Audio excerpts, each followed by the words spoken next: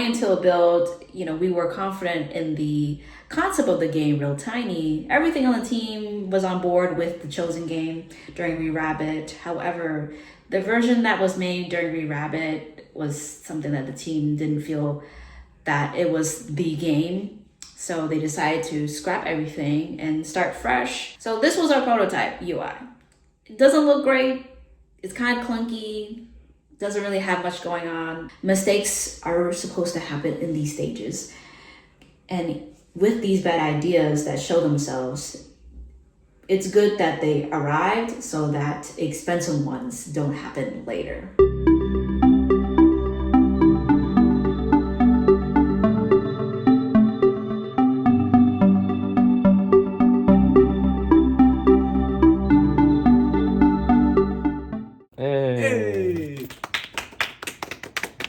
Did you feel ready, or did you just decide to ship the game anyway because of the deadline? I feel like with games, or like with anything that's art, there's always a time where you have to be like, this is good enough to like do something with, because there's always other stuff you could do. Like there's no end to like, there's no way to know like that's the last stroke of paint to put on the canvas before it's done.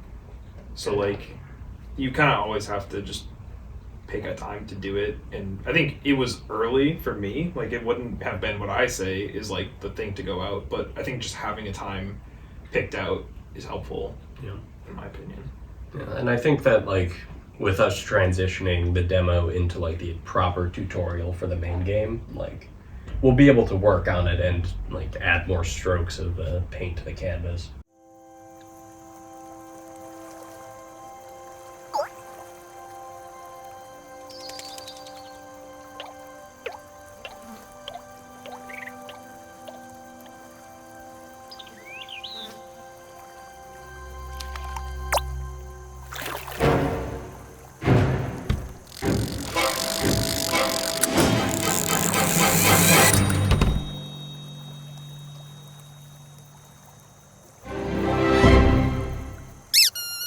Hi, my name is Chase. I'm a senior here at Clark. I'm doing game design with the tracking UI UX, and I'm going to be playing Real Tiny for the first time.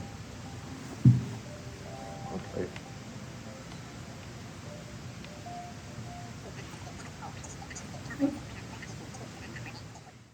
I thought it had a really nice atmosphere. I thought the fishing was really easy but fun at the same time.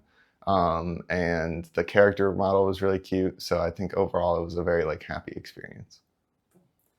What part of the demo hooked you the most? I liked that there was different challenges and progression to it. It wasn't like you catch one fish, good job, you're completely done. There was multiple different kinds and you had to try out different lures. And there was different types of fish. It wasn't just like fish A or bluefish. Yeah. So I really liked that. It was cool that there was variety to it. Would you play the full game based on the demo? Yeah, absolutely. Especially if this was just more of the introduction to the mechanics of the game, having like a progression and like other types of fish to catch. Absolutely.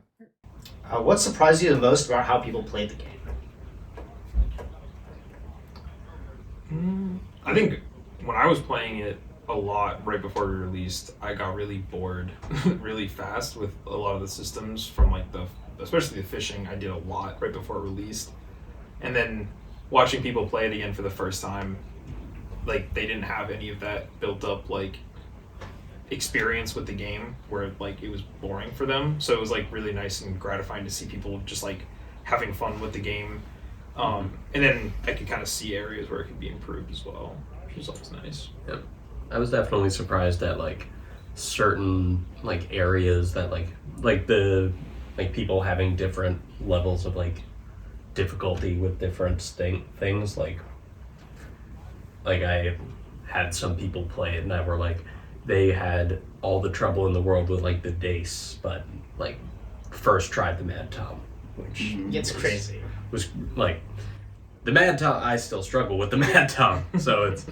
That's crazy. I was really surprised that like so many people didn't understand the UI for like the fish fight. Like we had so many feedbacks that were like they thought they were like red meant they were almost about to catch it and not that it was about to break the line, which like contrasted all of the research I had done in a lot of the other Kishin games, but it was good to have because I think we ended up with something better because of that feedback. Yeah, definitely. Yeah. It was also nice that after all those hurdles where people were struggling with understanding, like once we explained it to them, they were like, "Ah, this is pretty cool." I mean, Yeah.